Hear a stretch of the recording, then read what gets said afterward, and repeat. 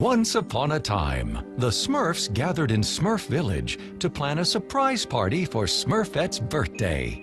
You see, while every Smurf is special, Smurfette is particularly unique, since she's the only girl in the village. Her birthday was going to be Smurftastic, with singing, dancing, Smurfberry cake, and presents that didn't blow up, since none were from Jokey Smurf.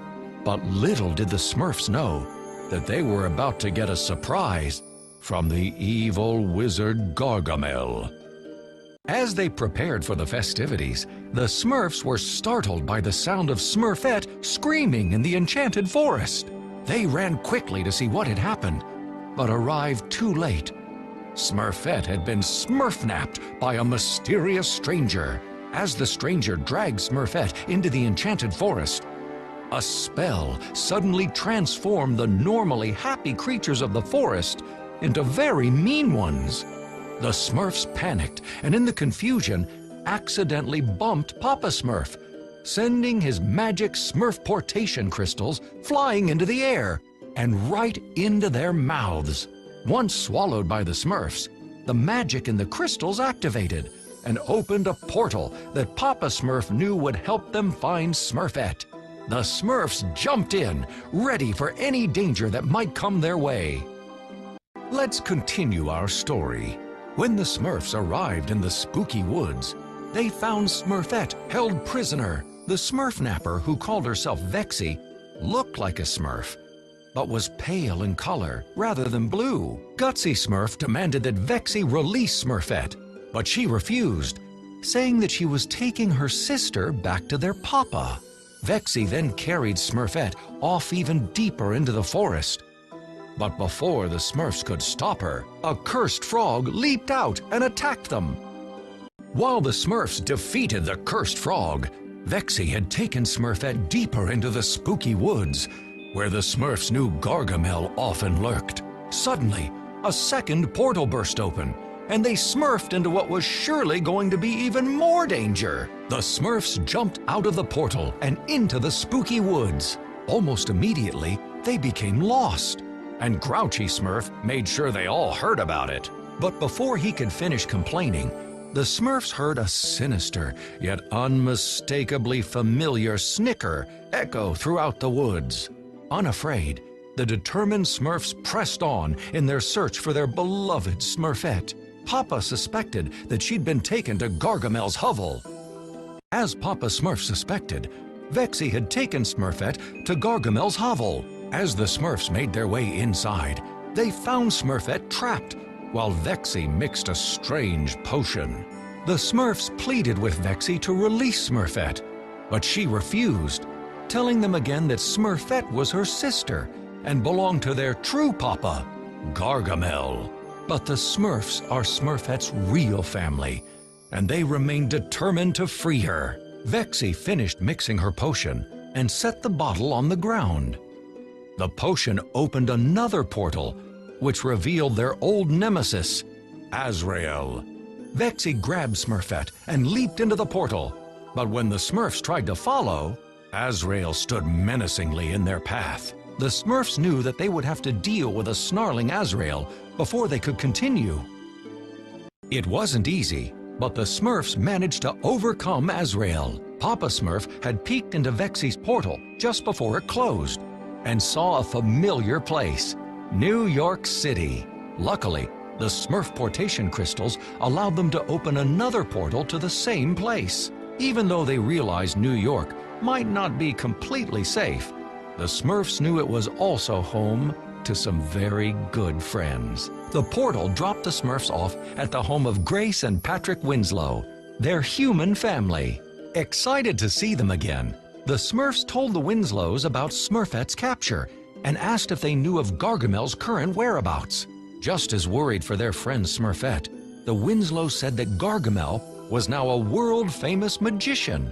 Tonight was his last show in New York before leaving for Paris, France. With no time to waste, Patrick gave Papa the location of the theater in Paris where Gargamel's show took place. The grateful Smurfs then said their goodbyes to the Winslows and smurfed a new portal, heading for their next stop in New York. As soon as the portal opened, The Smurfs spotted Smurfette, now held captive by Gargamel, Vexy, and another Smurf-like boy creature who shared her same pale color. It was Hackus, Vexy's brother, who, like his sister, had been created by Gargamel. Gargamel was shocked to see his enemies, the Smurfs, appear. But his initial surprise was short-lived. He ordered Vexy and Hackus, his naughties, to attack. With tremendous strength, Hackus knocked the Smurfs back like they were Smurf bowling pins. The naughties forced the Smurfs to retreat into a nearby candy store, where the naughties continued their pursuit while Gargamel snuck off to conjure another evil spell. While it may have been just the two of them against the Smurfs, the odds somehow seemed stacked against our heroes. Victory over the naughties was sweet, but brief. Gargamel returned with Smurfette, now even angrier because his naughties had failed to stop the Smurfs. Vexy and Hackus retreated behind their master as he waved his wand in the air and declared that his evil plot had only just begun to unfold. At that moment, Papa Smurf smurfed a new portal so the Smurfs could escape with Smurfette. But Gargamel's magic covered it with a thick sheet of ice. The Smurfs slid on the slippery surface right into the frosty portal. The frosty portal deposited them alone on an icy mountain. Oh, the Smurfs have never been this cold in their entire lives. To make matters worse, it seemed that the Smurf-portation crystals had stopped working again. With no way to smurf a portal, the trapped Smurfs decided to explore the mountain, hoping to find shelter and somehow restore the power of the magic crystals along the way. Their desperate journey through the snow and ice led the Smurfs to the top of the mountain. Just when all seemed lost, the magic in the crystals suddenly returned, and the Smurfs prepared to smurf a portal to find Smurfette. But before they could leave, Brainy Smurf shakily observed that they were not completely alone. As the Smurfs turned to see what was frightening him, they were relieved to be greeted only by a cute polar bear cub. Oh. But Papa Smurf remained wary of Gargamel, and his fears were realized when he saw another spell headed directly for their new polar bear friend. Unknown to the Smurfs, this spell was also part of Gargamel's evil plan to prevent them from rescuing Smurfette. Now in Paris, Gargamel schemed to permanently rid himself of the pesky Smurfs. Despite many defeats in the past, he remained confident that this time he would prevent them from taking Smurfette. But just in case, Gargamel also carefully considered a backup plan. If ice won't cool them down, Gargamel mused aloud. But before he could finish, he was interrupted by an eager-to-please Hackus who blurted out, "Then fire warm them up?" At first, Gargamel frowned at the slow-witted Hackus, but then recognized the unintended truth in what he said. If ice won't stop those infuriating Smurfs, then fire will. Gargamel uttered, "Our little Smurfs are so cold, they turn blue. It's time to turn up the heat." With a flick of his wand, Gargamel created a powerful energy that rushed out of his fireplace and into the streets of Paris, which lit up blue like a Smurfy Christmas tree. Meanwhile, back on Ice Mountain, the Smurfs managed to stop the poor polar bear cub who had been cursed by Gargamel. Papa Smurf struggled anew to smurf another portal, but the Smurf-portation crystals still weren't working properly. A portal eventually opened, but something seemed very wrong. It was swirling red and blazing hot. Papa tried to warn the Smurfs, but they were so eager to leave the bitter cold of Ice Mountain that they jumped in anyway. Left with no alternative, Papa joined his Smurfs, and together they smurfed into what Papa realized was almost certainly another of Gargamel's traps. Exiting the portal, the Smurfs carefully walked across a bridge suspended over a giant pool of boiling lava. As a flock of silly-looking birds flew overhead, Papa Smurf knew that they would not have to wait long for another Gargamel spell. Back in Paris, Smurfette told Gargamel she believed that her family would still save her. Gargamel replied, How are the Smurfs going to save you when they won't be able to save themselves? Gargamel then cast a spell into the lava. Forget about the Colonel. Let's see how they like a wizard's fried chicken. With the Phoenix beaten, the Smurfs were able to set their sights anew on Gargamel. Papa Smurf used the magic in the now restored crystals to finally smurf a portal to Paris. He reassured the nervous Smurfs that this time it would lead them to Smurfette. The Smurfs followed Papa Smurf into the portal and to what was sure to be their final confrontation with Gargamel. When they emerged, the Smurfs saw a tall, pointed tower. As usual, grouchy Smurf complained that it didn't seem they were in the right place. As if on cue, a flyer fluttered by, announcing Gargamel le Grand, proving that they were indeed on the right track. The Smurfs crept quietly into Gargamel's theater, where he was performing his magic show. But Gargamel still somehow managed to spot them and retreated behind the stage curtains to escape. The Smurfs gave chase, only to discover that Gargamel had trapped their sister Smurfette in his evil Smurfstractor, a machine designed to steal the essence of a Smurf.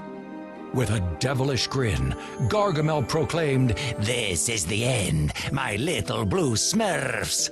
Once I extract all of your essence with my Smurfstractor, I shall rule the entire world!"